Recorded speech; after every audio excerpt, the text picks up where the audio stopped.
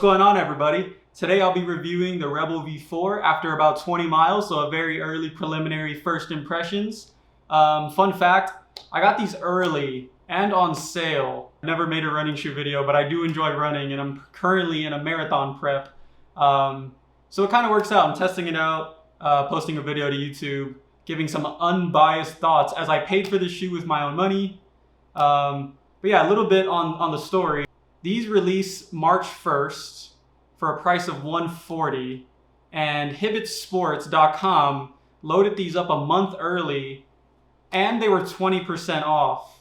So I got these in about February 4th, 5th, and yeah, for 20% off before the release date, which is great, and that's why I'm taking the opportunity to give my thoughts and toss it at the internet.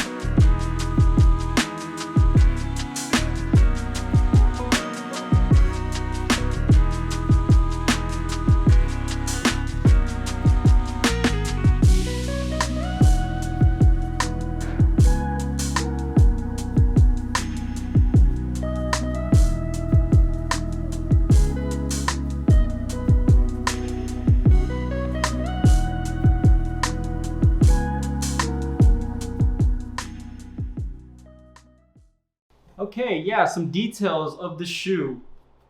We got New Balance's new Phantom fit. I don't know if I prefer it to, that sock-like fit that was featured in, I feel like, the last iteration of New Balance's running sneakers. But it works. I do want to note that from the V3 to the V4, the width of the shoe does feel better. So if you're not a narrow foot, but not a significantly wide foot, these are perfect. I can argue right off the bat, after about 20 miles of mixed, workouts, that for anybody not going over 20 miles a week, if you're just, running 3 times a week, maybe you do 3 to 6 miles. So maybe you do 9 to 18 miles a week. You have the kids, you just want to get out and run and get the stress out. I can argue that this might be the best running shoe I've tried in a while, under $150. I got to think off the top of my head. And now I'm talking retail. My size 8.5 men's comes in at about 6.95 ounces or 197 grams. The only shoe lighter in my rotation is the Vaporfly 2, and that's like 6.8 ounces if I remember for me. That I've had that shoe for 2 years now. Weight was not an issue considering I run in the Boston 12 and the Supercom V2.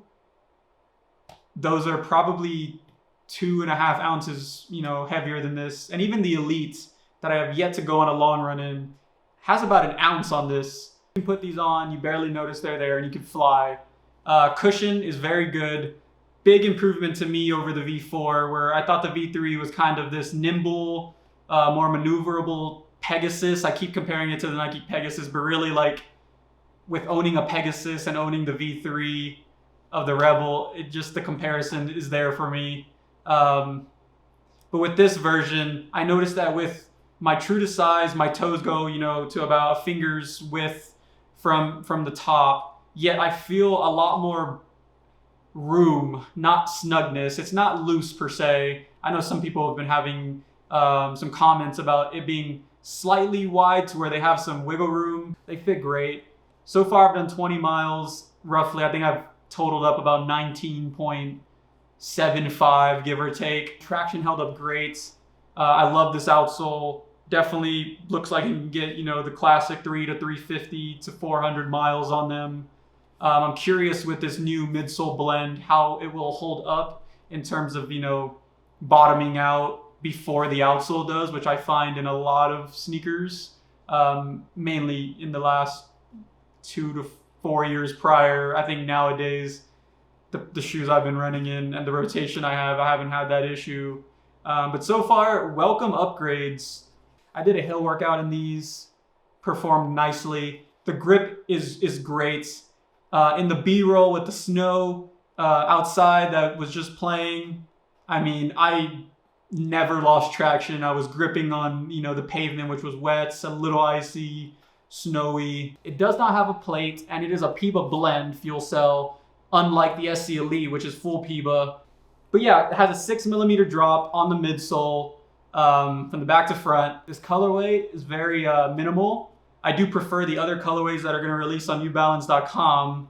Now, let me go on a tangent here, because I absolutely love the new generation of New Balance running shoes that are coming out. A plus is if a brand can design a shoe that's just beautiful, but I don't think New Balance on any of their designs coming out this year miss. Things are so competitive in performance. I think we're in a time where you can really choose the shoe you prefer. And that is a great thing, because that puts a lot of power in the consumer to choose which brand and not be at the, in debt of the brand because that one performance aspect you need. It's better than the V3 in my opinion. It's a great, update.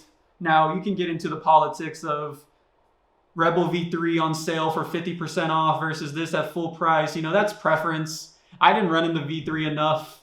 It kind of turned into a daily wear sneaker for me. Okay, let's segue into the next section where I'll talk about my rotation and where this will fit in. I don't think this is going to become I'll just wear these to the gym type shoe. I think they will stay in the rotation. So let's talk about that. Okay, so my current rotation. Now, this is not advice. It's kind of odd. I don't really have a recovery shoe. For those recovery runs that I want just some easy miles, I still want some of that cushion. I still want some of that propulsion. But my recovery shoe is the SC Comp V2. But this is the shoe I'm going for. Those easy recovery, easy long runs, or when I'm just feeling it. Honestly, this rotation, I'm framing it as a rotation, but some days it's just what I feel like wearing. Okay, next, the Boston 12. It's not as squishy as the Super Comp V2, and for speed work, for tempo, I love that. It has the right amount of squish, so to speak, but the energy conservation just feels great in this shoe. The turnover is amazing. I use this shoe for long runs, at marathon pace. I use this shoe for tempo, speed workouts. And now my race day shoe, which is almost retired, Vaporfly 2. Got a quick sneak peek for you. New race day shoe. Okay, yeah, spent 5 minutes talking about other shoes, but back to the Rebel. Now, I think where this shoe will fit in is taking away some of the miles from my Boston 12. And that's where I'm saying it will stay in my rotation, but I don't know if it's going to be like a, 20 miles a week type shoe, because I do love the Boston 12 so much. Where I think it'll fall in are those short to mid-range runs where I'm not running slow, but I'm not running at a goal pace. I'm just kind of, following my heart rate, trying to stay in that top of zone 2. Those tempo runs, those mid-range runs, just for the lightweight. I love, again, this is one of the lightest shoes I've worn. Anyways, yes, so I do think these will begin to get some speed workout usage, which are my Wednesdays, and that's one of my bigger days.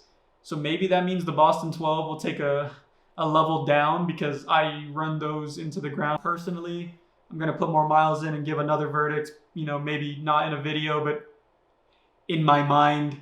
But I think it's a perfect shoe for that person that wants to do it all. I don't need a shoe for every single day of the week to do this, very niche workout. So far, I love it. I also love it that I got it 20% off before it even came out. Shout out Hibbits. That's going to be all from me. We'll see you maybe in a SC Elite V4 video. Who knows? See you guys.